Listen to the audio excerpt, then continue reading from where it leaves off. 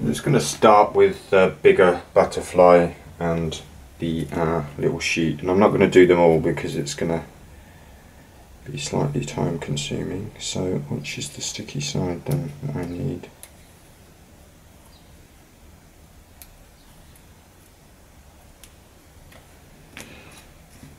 Okay, so you've got a little, so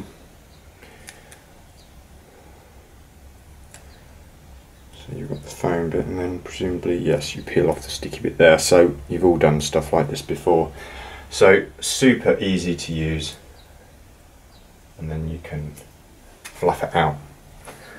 So I think that's ideal. Maybe I should have put it on in a bit of curved way. There's white ones too. Let's just do a white one. Again, peel it off the backing sheet, and then you peel off the bit off the little circular bit. I'm just going to give it a little bit of a fold.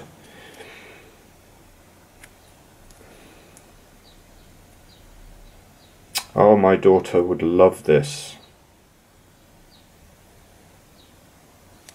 So I'll put a link down below where you can get these from, but I expect these to be available all over the place very shortly. So you get a nice little shadow effect. I think that's really cool.